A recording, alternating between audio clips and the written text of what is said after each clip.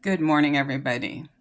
What I would like to do is I just want to give you my take on John Pryor, who is Chad Daybell's attorney, attempting to resign just a couple months before his death penalty trial.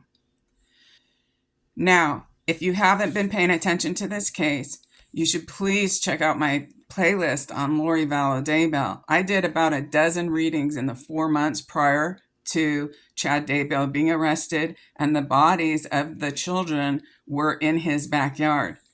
So my readings start January 30th, 2020, and the first one is called Tylee Ryan Most Important.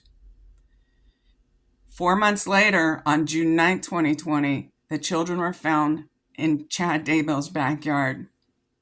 Chad Daybell makes a career out of playing dumb. But Chad Daybell is the mastermind, and I can prove that. And that's proven on the video where I'm talking about. I uploaded it twice. One time I called it, "Is Lori Vallow Demon Possessed?" And the other one, I think, a proof of the occult calendar. Look in the playlist and you'll see. Each child was taken out on a human sacrifice day. And you could say, oh, that's a coincidence. Maybe they didn't know. But then they turned around and got married on November 5th. They got married on what is called, if you look up a demonic calendar in any old occult book, that's called the Day of Revelry. And that's when you have sexual orgies and sexual satisfaction to celebrate the humans that you sacrificed to the demons that year. And that is the literal, that Lori and Chad, literally, they went to Hawaii and got married on that day. They knew exactly what they were doing. And he even calls her Lilith. I mean, there's so much evidence. And sometimes Chad tries to pretend Lori was the mastermind, but Chad was the mastermind. Because Lori sent him texts saying, she wanted to do the JJ thing and she wanted to know when, and Chad told her it wasn't time yet. So because this is all according to this calendar, it shows that Chad was the one in control. And it's ironic that the way to actually really, really prove that is to bring in the true nature of this crime, which this is an occult, human sacrifice, demonic crime. I don't say that lightly. I've done 200 or 300. So many I've lost count for people of unsolved crimes and homicides. And this is the only one where I've ever seen demonic possession. So when you go and look at this, so you see this John Pryor. But first I want to make sure you know that Lori Vallow was arrested 4 months in February. She was arrested of 2020. She was arrested for not proving that her children were alive. And she was taken back to Idaho. And Chad Daybell had 4 months. He could have hired her a criminal attorney. So that shows to me, right at the very beginning, he was throwing her under the bus. And when he got arrested, he had no problem. He hired a pit bull. And that pit bull is named John Pryor. I mean, some people don't like him, but if you were the one on trial, that's the kind of attorney you want. One that grabs on and doesn't let go. He also had to sign over his house, but apparently the money from that has been used up. So John Pryor, this pit bull attorney for Chad Daybell, he's been trying to get the death penalty off the table for a long time. And now he's putting in a motion saying he wants to resign because Chad has no more money, he's not being paid, and he's not even death penalty certified. Well, he could have taken care of the death penalty certified part and put in a motion regarding that 3 years ago, literally. But he's waiting till now because he's a master of postponing the trial.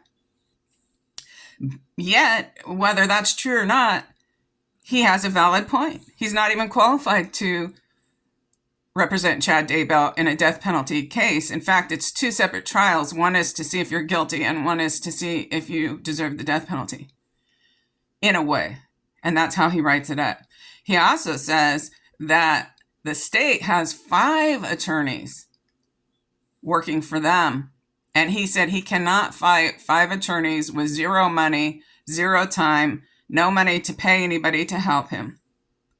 The obvious thing to do would be to put Lori's attorneys on there, but Lori would have to sign a waiver. And you know what? I'm sure she would, because in her delusional state, she still thinks Chad is God. She literally thinks that Chad is God and that they were married in a past life and that he's this Mormon deity and that, yeah, she thought they were going to rule the world.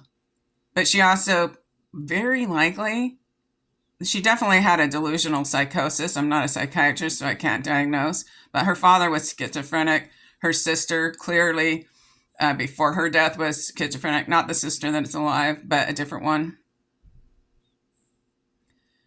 So, the state can also pay John Pryor, and they normally do. In criminal cases, it is normal, especially complex criminal cases like this, for the state to hire qualified criminal attorneys with experience, and they pay them a contract wage rate.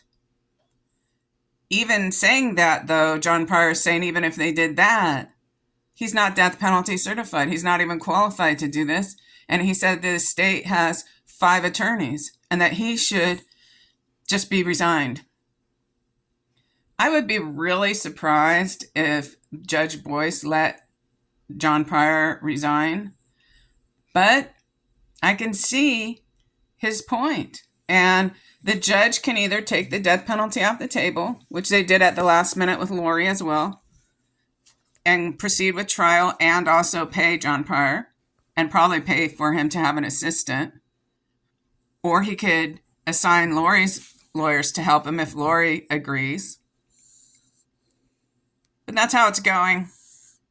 And so we'll wait and see what Judge Boyce rules.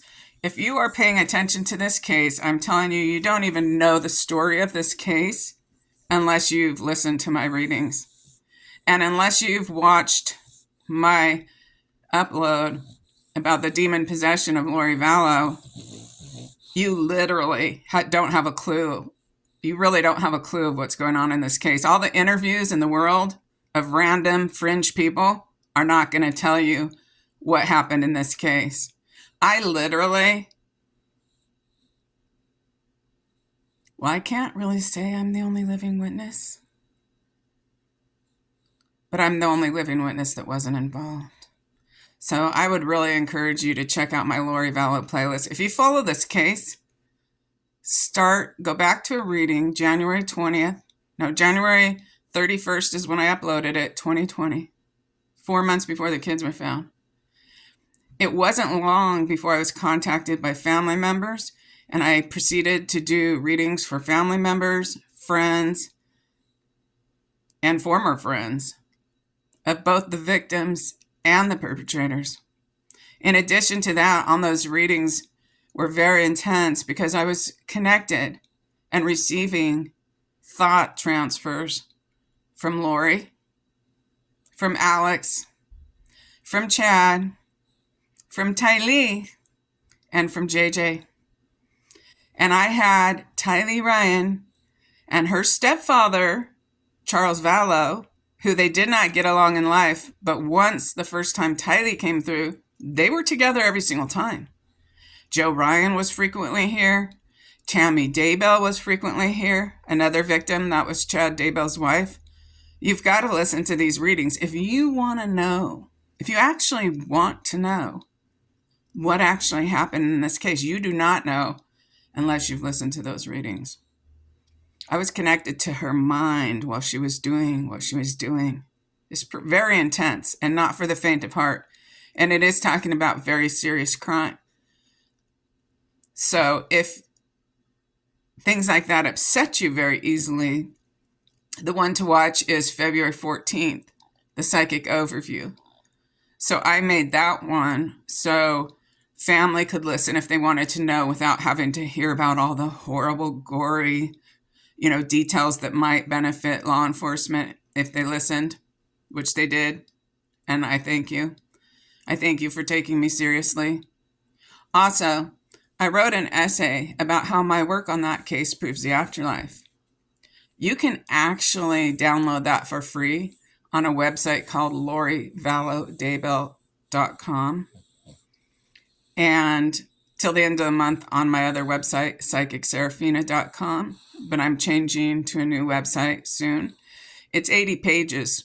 It's I said this at what date, here's the proof, and it's a little about my story, some testimonials, and a little more about this case. So if you're interested in that, it's free for download. It's published on Amazon, but you can get it free off my websites. I'll put the link in the description box if you're interested. So yes, this is a ploy. Of course this is a ploy. Chad Daybell is supposed to be going to trial in April for the deaths of these children. And his attorney is trying to get the death penalty off the table. But he has a legitimate argument, and that's the thing. The argument is that the state has 5 attorneys, and he is no money not being paid and not qualified. There you go. Okay? He's got a good argument. The judge has to do something. We'll wait for the judge to rule. Typically, when somebody puts in a motion, the judge or the opposing party has 10 days to reply or make a judgment. So we'll see if the judge is giving the prosecution 10 days to reply, or if the judge is going to take it under advisement and give his ruling. Now, he won't necessarily wait 10 days. He could do it in 10 minutes if he wants, or he could wait in 2 or 3 days. So now what we're doing is we're waiting for the judge's ruling. Will they put Lori's lawyers with John Pryor? And if so, I would think that one of Lori's lawyers should not have opened her case by saying, please, I'm so sorry for representing her. He just told the whole jury she was guilty. Right there, that seems like an appeal, even though she is guilty, horribly guilty. And the thing of her is people just want to put aside the mental illness, but she's been in a psychotic state for years.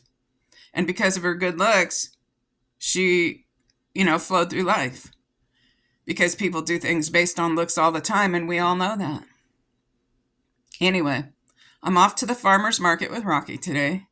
I hope you guys have a really good day. I have some really interesting clips of things that I'm going to be uploading for you on other cases. And so please make sure you're subscribed to my channel. And if you press the like and a comment, YouTube shares it with more people. And that's what that's about. So I'll see you all soon. Okay? All right. Bye.